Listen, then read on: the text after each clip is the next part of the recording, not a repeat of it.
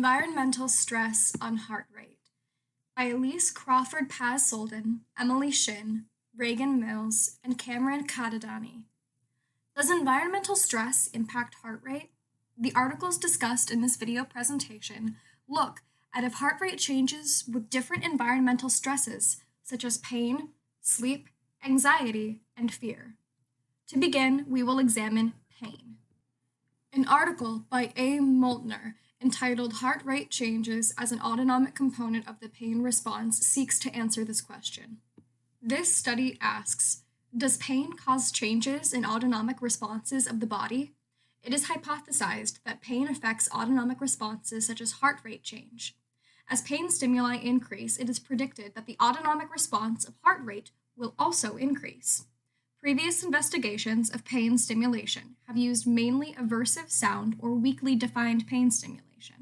However, this study used a distinct and different method of pain stimulation, which was the application of heat. This study involved 12 healthy subjects who gave their informed consent. A cutaneous heat stimuli was applied to the subject's right hand using a Marstock thermode, with the semisphere for the subject to determine their pain threshold. The stimuli was then introduced in phases to the subject starting at 37 degrees Celsius with a constant heating rate of 2 degrees per second. The subject then rated the stimuli on a 9-point scale from no sensation to very painful. The heart rate was then measured as the pain stimuli was given using a cardiotocograph coupler with a chest lead. There were 3 different methods of evaluating the heart rate response. First was a classification of the distinct heart rate patterns. This method looked at the average evoked heart rate responses over 3 temperature classes for each subject. Second was the amplitude and latency, or delay, parameters of the different heart rate patterns. Third was the differential temporal relations of the early and late response types, which was compared to the intensity of the pain stimuli. The results for the first evaluation of heart rate showed 2 types of average evoked heart rate responses, monophasic and biphasic. Monophasic is represented by a heart rate pattern with 1 peak, and responses had an increase of about 8 beats per minute. Biphasic is represented by a heart rate curve with 2 peaks, and responses had about the same magnitude as monophasic responses. The differential temporal relation results found differential time-dependent correlations with stimulation temperature, but also the perceived intensity of the stimulus of heat by the subject. Overall, the results showed a mean heart rate increase for stimulus intensity classes. The results also showed a correlation between temperature and mean heart rate increases. When the temperature increased, the mean heart rate also shows slight increase in general. The mean heart rate increase after stimulation showed a positive relation to stimulation temperature. However, there was also a relation with subject ratings and the delay before heart rate response, indicating that autonomic responses to heat pain stimulation might be from the subjective sensation rather than a direct response to the stimulation. This weakens the relationship found in the results between the 2 variables. Although the relationship is generally weak, it is statistically significant. The first part of the study also showed that characteristic monophasic and biphasic types of heart rate responses could differ, but with no significant dependence on frequency or amplitude and latency measures on the pain intensity. The results found in this experiment are important because they could be important for clinical applications to use nonverbal methods of measurement of different types of pain. As many of you probably know, sleep has an impact on heart rate. In order to find out the actual data of this phenomenon, Frederick Snyder J., Alan Hobson, Donald Morrison, and Frederick Goldfrank all did research writing a paper called Changes in Respiration, Heart Rate, and Systolic Blood Pressure in Human Sleep. This research came about because during sleep, it was previously generally accepted that respiratory rate, heart rate, and blood pressure would all fall and become lower during sleep. However, other researchers found that pulse and breathing of infants would increase and decrease over periods. With further research done by others, Arskensi and Kleitman, Camilla, and Juviet et al. Found data correlating with different phases of sleep. The researchers in this study predicted that they would find data similar to these previous researchers. The hypothesis was that during sleep, heart rate would decrease. For this study, they basically were trying to quantify the relationship between heart rate, respiratory rate, systolic blood pressure, and the EEG patterns of human sleep. but we only really are interested in heart rate for this subject. Methods. The subjects of this experiment consisted of 5 men aged 18 to 23 and 7 females aged 18 to 26. The researchers watched them while they slept for 2 to 6 nights. The subjects of this experiment were hooked up to all sorts of different machinery. But since we only care about heart rate for this presentation, the patient's heart rate was recorded using a photoelectric plethysmograph attached to the right toe. In some cases, the heart's electrical activity was monitored with clavicular electrodes. To make the patients nice and comfy for their sleep cycle with a nice range of motion, the wires were all attached, combined into a cable that was attached to the pajamas, which left them from the bed by the left foot. The subjects were prepared at 11 p.m., and all of them fell asleep between midnight to 1 a.m. Most of them woke up during the first 1 or 2 nights, so recording continued the next few nights until they slept peacefully, which was considered to be 6.5 hours of sleep without waking up for more than 5 minutes. The 5 male subjects each slept for 2 to 5 nights, totaling to 15 nights. The females each slept 1 to 4 nights, totaling to 15 nights as well. To create a control, 3 subjects slept for another 2 nights without the blood pressure machine hooked up to them. Heart rate was counted manually for 30 seconds. The mean and variability index was calculated in each 5-minute sample. The variability index was found with a formula that was basically the average absolute difference of successive intervals. It is shown with this formula here. Heart rates fell 5 to 10% throughout the night from the levels found when falling asleep. The lowest levels sometimes were found during the early hours of sleeping. To make sure that the data wasn't just caused by the time of night, the researchers took data from different times of the night with intervals from the different stages of sleep. This proved that their data was still significant among the different stages of sleep. In this table, you can see that heart rate varied quite a bit, first decreasing, then slightly increasing, as shown with the numbers in the orange boxes. Also through the graph, one can see that the solid bars as outlined in orange show a decrease without much change in the next 2 REM periods. Discussion. The hypothesis of this experiment was supported. Heart rate decreases during sleep. However, the study leaves some questions unanswered, especially those pertaining to sleep depth and respiratory rate as it corresponds to sleeping heart rate. Next, we will look at anxiety. Anxiety. The article Autonomic Dysregulation in Panic Disorder and in Post-Traumatic Stress Disorder, the application of power spectrum analysis of heart rate variability at rest and in response to recollection of trauma or panic attacks, investigates the effect anxiety and other stress conditions have on human heart rate. The experiment sought to answer the question, how does heart rate variability change due to PTSD and PD, post-traumatic stress disorder and panic disorder, both conditions of which physiological anxiety is a key component? Why test this? Previous studies have shown that various stressors, emotional and otherwise, can influence human heart rate. The ramifications of this study have important implications for the medical field and understanding the manifestations of disorders such as PTSD and panic disorders. Understanding how the behaviors which manifest as a response to trauma impact the body's physiological processes is key for the treatment of such disorders.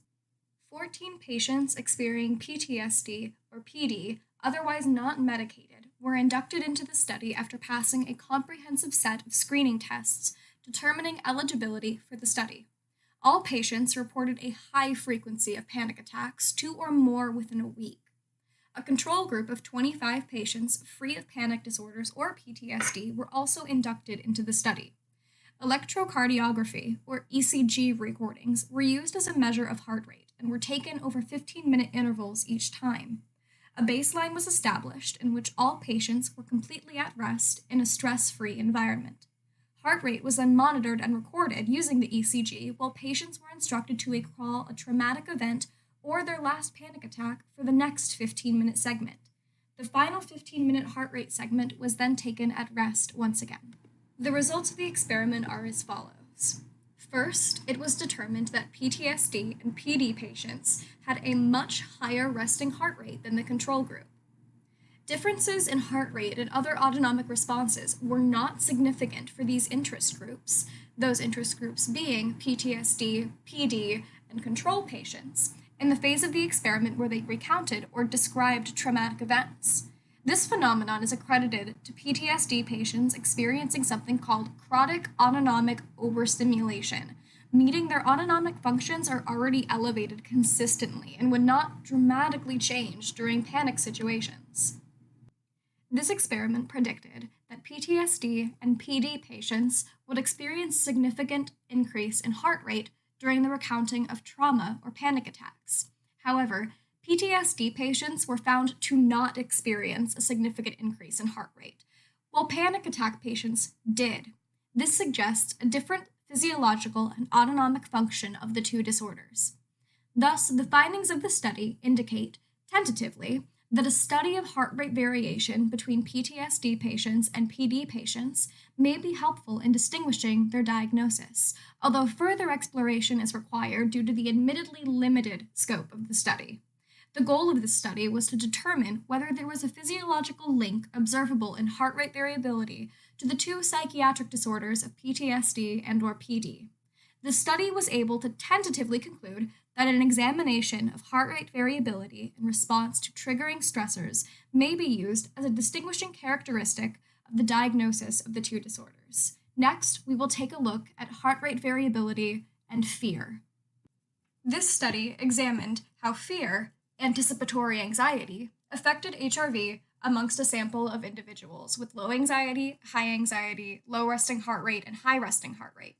It was predicted that a low HRV will lead to a higher startle potentiation, and that panic patients, along with a control group, would not have differing startle potentiation. The study is relevant because everyone experiences fear, and it is important to understand the factors around it. Two studies were executed to measure the effect of startle potentiation depending on an individual anxiety variable and resting heart rate. The first study was based on the sample's anxiety level, measured through the Anxiety Sensitivity Index by having the sample respond to different tasks that provoke a variety of anticipation symptoms. 22 subjects, 14 female, 8 male, high in anxiety sensitivity, and 21 subjects, 14 female, 7 male, low in anxiety sensitivity were studied, with an average of 23.3 years of age between them. All participants gave consent to the experiment. Electrocardiogram was measured for HRV, and an electromyographic test measured eye blinks. Participants were told that different colored slides, blue and yellow, represented safety, the blue slide being safety, and the yellow slide representing a threat of 1 to 3 shocks delivered to the patient. Participants were shown either a safe or a threat condition with a 10-minute resting period between. Following the resting period, they received the opposite condition. 1 week later, they did the same treatment but switched the order. If a participant experienced the safe condition first in the previous week, they experienced it second in the following week. The second study focused on panic disorders. 9 subjects, 7 women, 2 men, averaging 34.2 years of age, diagnosed with specific panic disorders were recruited, along with 15 control subjects, 7 women, 8 men, averaging 34.6 years of age with no identifiable disorders. Participants were purposely told they could ignore the audio being presented via headphones. An initial baseline HRV was measured based on 8 acoustic startle-eliciting stimuli. The participants were told to ignore it so they don't subconsciously alter their HRV. Light in the chamber alternated between bright and dim lighting every 2 minutes. Startle probes were presented to the participants. This experiment showed no threat, and the participants did not know a threat experiment was to follow.